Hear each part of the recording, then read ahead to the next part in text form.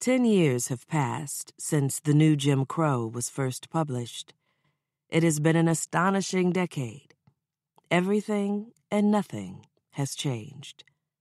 When I was researching and writing the book, Barack Obama had not yet been elected President of the United States.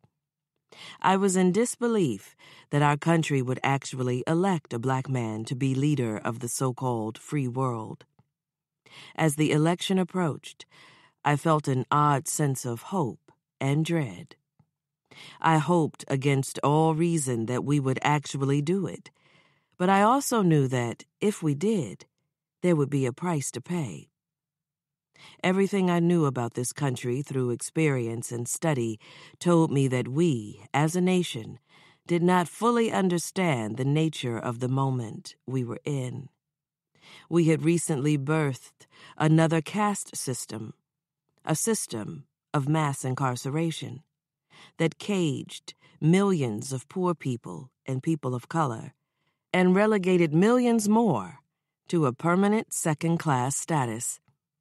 Yet we were in deep denial that a new system of racial and social control existed, and most of us, even those who cared deeply about racial justice, did not seem to understand that powerful racial dynamics and political forces were at play that made much of our racial progress illusory.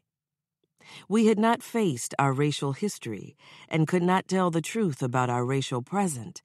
Yet growing numbers of Americans wanted to elect a black president and leap into a colorblind future, a place where rhetoric of hope and change might be enough to carry us to some promised land.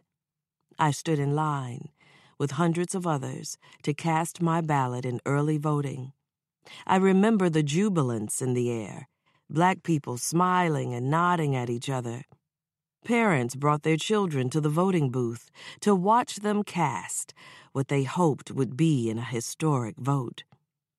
I wanted Barack Obama to win, and I feared it.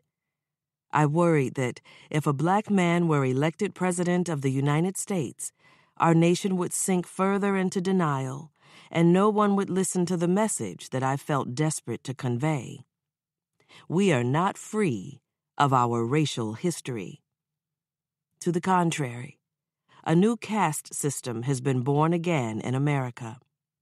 A system of mass incarceration unlike anything the world has ever seen. We are not saved.